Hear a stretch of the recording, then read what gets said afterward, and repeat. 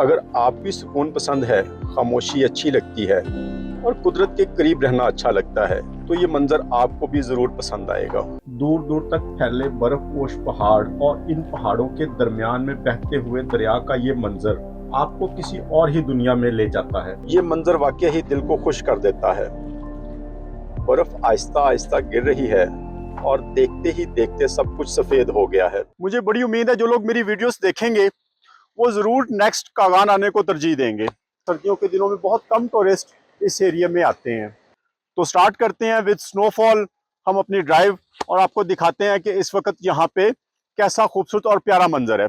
मेरे साथ रहिएगा, आए चलते हैं। लुम्बड़ पता नहीं कहाँ पे इसका, लेकिन लुम्बड़ी जरूर नजर आ गई है। पूरी वादी में बर्फ पड़ चुकी थी, शायद इस वजह से भी कुछ वादी खूबसूरत लग रही है। मैं आपको कागान की बर्फीली और खूबसूरत सुबह में खुशामदीद कहता हूँ। पहाड़ों ने बर्फ की सफ़ेद चादर ओढ़ रखी है और बहुत ही खूबसूरत लग रहे हैं। यहाँ पे इस वक्त टेम्परेचर कुछ -3 के करीब है। तो आज मैं आपको दिखाऊंगा कि कागान में अगर आप आते हैं स्नोफॉल के सीज़न में तो यहाँ पे आपको किस तरह के मनाजर देखने को मिल सकते हैं। अब बर्फ़ चेक करें, बहुत ज़्यादा पड़ चुकी है। आज स्नोफॉल की प्रेडिक्शन भी है। निकलें घरों से और घूमें ये जगह, ज़रा इस जगह को तो देखिए, वाकई ही ये नज़ारा कितना खूबसूरत है। ये देखिए जी गाइस, यहाँ पे हमें लुम्बड़ी नज़र आ गई है और लुम्बड़ पता नहीं कहाँ पे इसका, लेकिन लुम्बड़ी ज़रूर नज़र आ गई है। रात को हमें कितनी लुम्बड़ियाँ नज़र आई हैं। इस वक्त पूरा कागान बर्फ़ से ढक चुका है और ये वादी का मंजर बहुत ही खूबसूरत हो गया है। पूरे पहाड़ों को बर्फ़ ने कवर कर लिया है। ज़रा बादल को देखें, उन्होंने भी पूरे आसमान को ढक लिया है।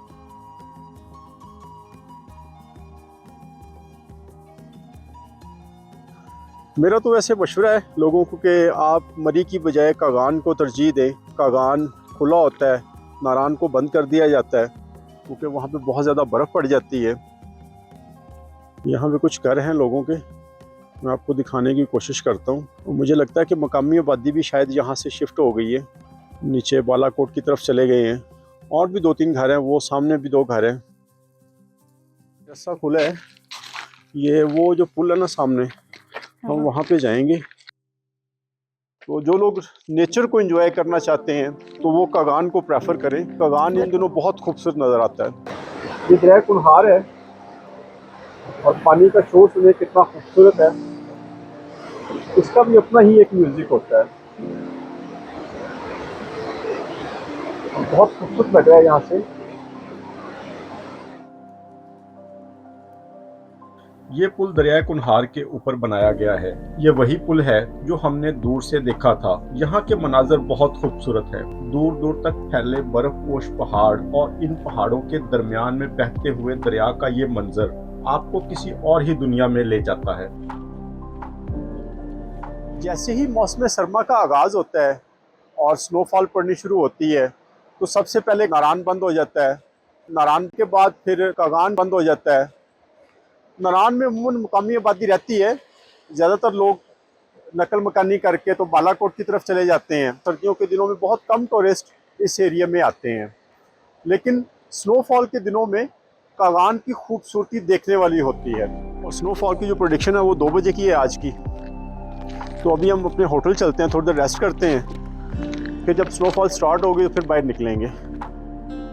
वादी कागान में स्नोफॉल स्टार्ट हो चुकी हुई है और मेरा इरादा है कि मैं आपको गाड़ी की ड्राइव करवाता हूँ पूरी वैली की, और मैं आपको दिखाऊं कि यहाँ पे इस वक्त कैसा हसीन और खूबसूरत मंजर है। आई होप सो, मुझे बड़ी उम्मीद है जो लोग मेरी वीडियोस देखेंगे वो ज़रूर नेक्स्ट कागान आने को तरजीह देंगे। तो स्टार्ट करते हैं विद स्नोफॉल हम अपनी ड्राइव और आपको दिखाते हैं कि इस वक्त यहाँ पे कैसा खूबसूरत और प्यारा मंजर है। मेरे साथ रहिएगा, आए चलते हैं। अगर आप भी सुकून पसंद है, खामोशी अच्छी लगती है और कुदरत के करीब रहना अच्छा लगता है तो ये मंजर आपको भी ज़रूर पसंद आएगा। ये मंजर वाकई ही दिल को खुश कर देता है। बर्फ़ आहिस्ता आहिस्ता गिर रही है और देखते ही देखते सब कुछ सफ़ेद हो गया है। पहाड़, दरख्त, सड़कें, हर चीज़ जैसे एक ही रंग में ढल गई हों। हवा यहाँ पे थोड़ी सी ठंडी है, लेकिन एक अजीब सा मज़ा आ रहा है। यहाँ पे ना कोई शोर है ना हलचल, बस बर्फ के गिरने की हल्की सी आवाज है और इर्द गिर्द बहुत खामोशी है। यहाँ पे खड़े होकर अंदाजा होता है कि कुदरत कितनी सादा और खूबसूरत हो सकती है। कागान की आबादी तकरीबन कुछ 2 लाख के करीब है और इसकी बुलंदी 6,919 फुट है। आए आगे चलते हैं, आपको बाकी की ड्राइव करवाते हैं। ये नेचर है जिसमें कोई बनावट नहीं, कोई दिखावा नहीं, और यही कुदरत की असल खूबसूरती है। ये है जी हमारा एंड पॉइंट, आप यहाँ से आगे नहीं जा सकते। इस दफा तो हमें बहुत अच्छा मौसम मिला है। आई थिंक थोड़ा सा ज़रा लेट आए हैं तो पूरी वादी में बर्फ़ पड़ चुकी थी, शायद इस वजह से भी कुछ वादी खूबसूरत लग रही है। और दूसरा कुछ मौसम का भी कमाल है। तो यार कैसे बर्फ़ पड़ रही है।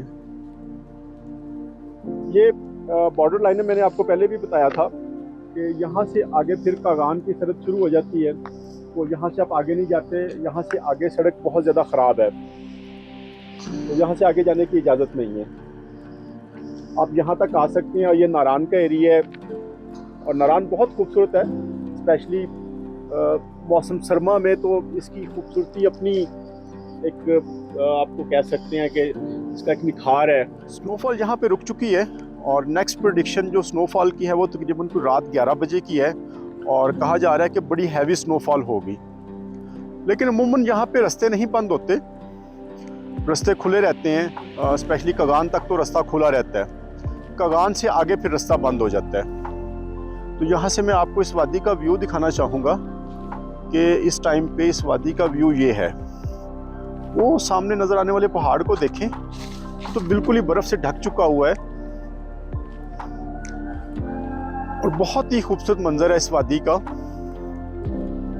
जी गाइस, शाम के 6 बज चुके हुए हैं। ऐसा खूबसूरत मौसम हो और चाय ना हो तो मज़ा नहीं आता। तो हम आ गए हैं जी ये सामने वाले होटल पे। तो इनसे हमने चाय की डिमांड की है और इन्होंने हमें बहुत अच्छी चाय बना के दी है। कुछ सामान हम अपने साथ लेके आए थे लाहौर से ही, खाने पीने का, जो यहाँ पे हमारे काम आ रहा है। आज मैं सारा दिन कागान में फिर फिर के पागल हो चुका हूँ। बहुत फिरा हूँ मैं सारा दिन, कभी इधर कभी उधर। सारा दिन मैंने स्नोफॉल को बहुत ही इंजॉय किया है। मैं बहुत थक चुका हूँ, रात के 8 बज गए हैं, तो अब मैं तो करने लगा हूँ रेस्ट। और यहीं से हम अपनी वीडियो का इख्तिताम करते हैं। मिलते हैं अपने अगले व्लॉग में। अल्लाह हाफिज़।